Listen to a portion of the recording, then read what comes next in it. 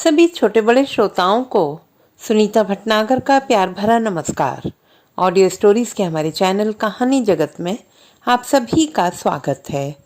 हिंदी कहानियों के श्रृंखला में आइए आज सुनते हैं गिरिराज शरण अग्रवाल जी द्वारा रचित कहानी और मैना मर गई। यह घटना मेरी पत्नी संगीता ने उस वक्त सुनाई थी जब वह नई नवेली दुल्हन थी और कुछ दिन पहले ब्याह कर इस घर में आई थी। मार्च की हल्की सर्दी की रात थी। दीवार पर लगी इलेक्ट्रॉनिक घड़ी में आवाज एक एक क्षण के बारी बारी गुजरते जाने का एहसास दिला रही थी। मैंने दूधिया रोशनी में घड़ी की ओर देखा। 1 बजने में 7 मिनट शेष थे। संगीता जाग रही थी। अभी मेरी आंखों में भी नींद का खुमार नहीं उतरा था। हम दोनों गर्म शॉल लपेटे बराबर बराबर लेटे थे। कुछ पल ऐसे ही होते हैं जब बातें समाप्त हो जाती हैं और कहने के लिए कुछ भी शेष नहीं रहता, जब दिल धड़कते हैं और खामोशी शब्द बनकर बोलने लगती है। संगीता सरक कर मेरे और निकट आ गई।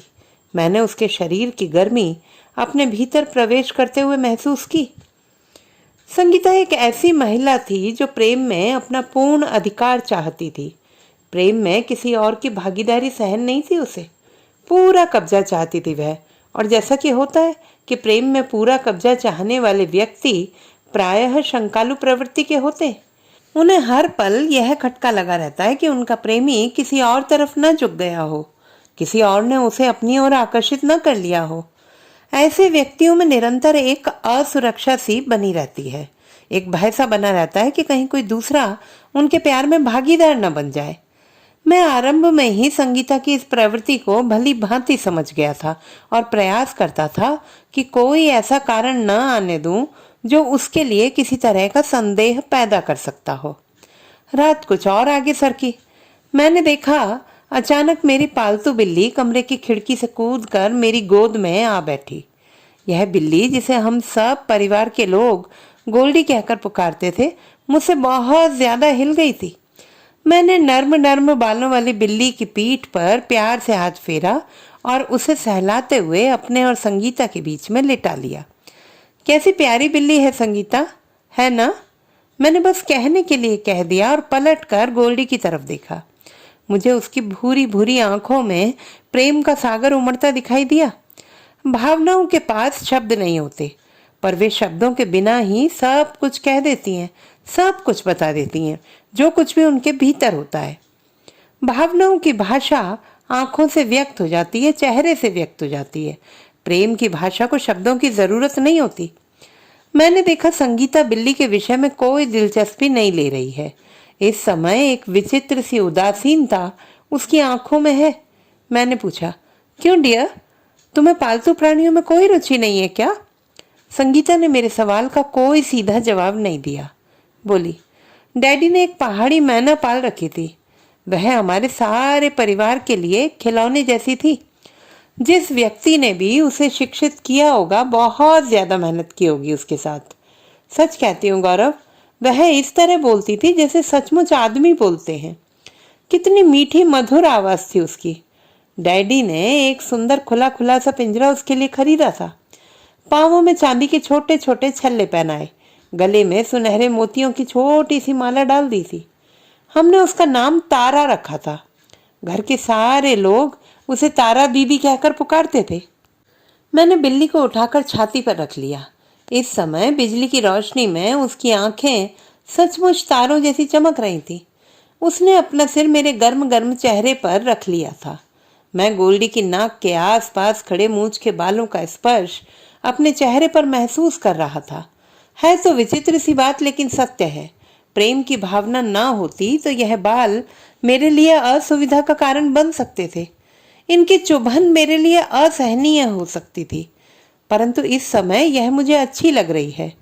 प्रेम की भावना में तो ऐसी चीजें भी अच्छी लगने लगती हैं जो सामान्य स्थिति में स्वीकार नहीं की जा सकती। मैंने सोचा और गोल्डी के सिर को धीरे धीरे सहलाने लगा। संगीता अपने डैडी की मैना का ब्यौरा दे रही थी। तारा दीदी सुबह अंधेरे में ही बोलना शुरू कर देती। उठो भ्राता जी, उठो भाभी जी, राम नाम जपो, भोर का समय है। और जैसे ही घर में चहल पहल होती तारा दीदी सबको नाम लेकर प्रणाम करती। बारीक मीठी आवाज में उसका नमस्ते कहना कितना अच्छा लगता था हम लोगों को। सच तो यह है गौरव, तारा दीदी हमारे परिवार का सबसे प्रिय सदस्य थी। वह बच्चों से बतियाती, बड़ों से बतियाती। डैडी मैना का सबसे अधिक ध्यान रखते थे। समय पर खाना देते, समय से पानी देते, रात को उसका पिंजरा अपने बेड के पास टंगवा लेते। डैडी को मैना के बिना चैन ही नहीं पड़ता था।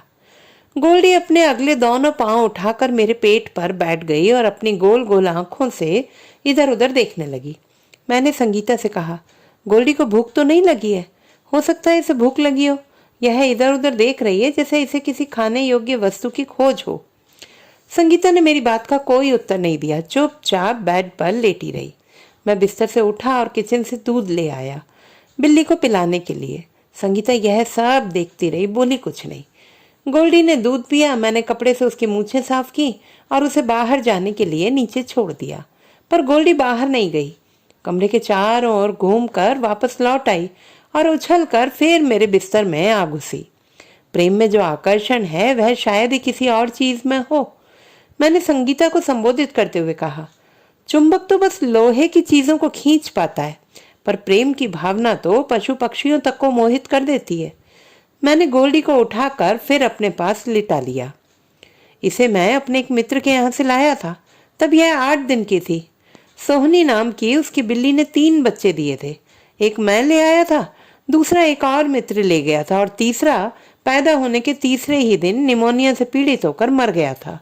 मैंने गोल्डी को ऐसे लाड़ से पाला है जैसे माँ अपनी संतान को पालती है। मैंने महसूस किया कि संगीता गोल्डी के विषय में कोई विशेष रुचि नहीं ले रही है। पशु पक्षी प्रेम की महक इतनी जल्दी महसूस करते हैं जितनी जल्दी शायद आदमी भी महसूस नहीं करता होगा। गोल्डी तब से अब तक एक बार भी संगीता की तरफ नहीं गई थी, उसकी बाहों में आकर नहीं खेली थी। शायद उसे लग रहा था कि संगीता की बाहों में उसके लिए वह अपनत्व नहीं है जो मुझ में है। प्रेम की गंध पशु पक्षी भी सूंघ लेते हैं। गोल्डी शांत होकर मेरी बगल में लेट गई। संगीता ने मुंह पर हाथ रखकर लंबी सी जम्हाई ली। तुमने कभी मैना पाली है गौरव? उसने मेरी ओर करवट लेते हुए पूछा। जवाब में न सुनकर संगीता बोली, सबसे बुद्धिमान पक्षी है यह, बुद्धिमान भी और संवेदनशील भी। मुझे लगा कि संगीता पुनः अपने डैडी की मैना का किस्सा सुनाने को उत्सुक है। मैंने गोल्डी की ओर से ध्यान हटाकर संगीता की मैना में दिलचस्पी ली। कहा, मैना तो वह मैंने भी देखी है। विवाह के बाद केवल 2 बार ही मैं तुम्हारे यहाँ गया हूँ।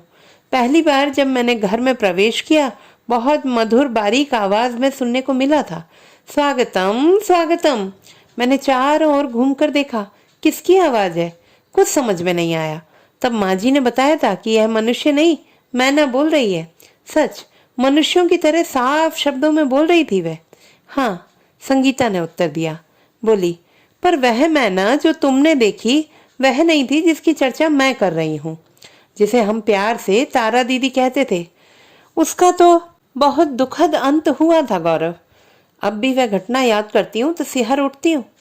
संगीता ने अपना गर्म गर्म हाथ मेरे माथे पर रख दिया। लंबी सांस खींचकर बोली थी वह, एक दिन डैडी एक और मैना घर में ले आए। बताया कि बेचने वाला इसकी बहुत प्रशंसा कर रहा था। इसे बड़ी मेहनत और चाव से पढ़ाया गया है।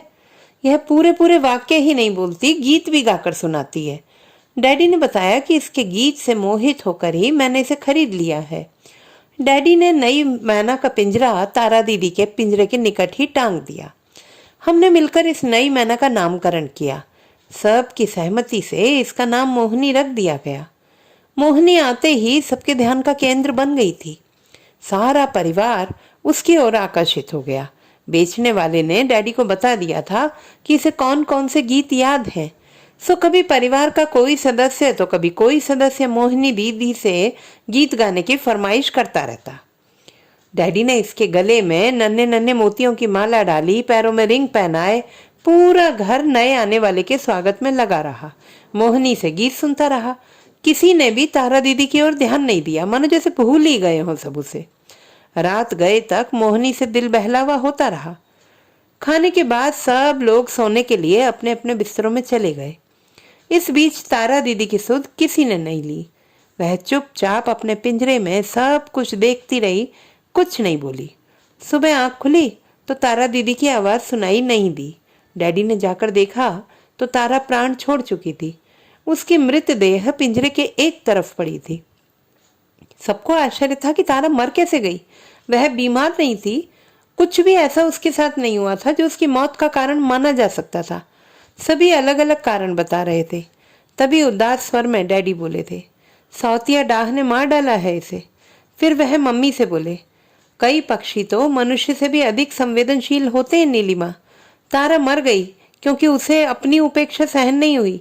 प्रेम का बंट जाना, छिन जाना सहन नहीं हुआ, वह मर गई। कहते कहते डैडी रुआंसे हो गए। मैं नहीं कह सकता कि संगीता ने यह घटना मुझे क्यों सुनाई थी। कोई असुरक्षा का भाव तो नहीं पल रहा था उसके भीतर, कौन जाने। तो दोस्तों, यदि हमारी आज की कहानी आपको कैसी लगी, कमेंट बॉक्स में लिखना ना भूलें। चैनल को सब्सक्राइब करें, लाइक करें और मित्रों के साथ शेयर करें।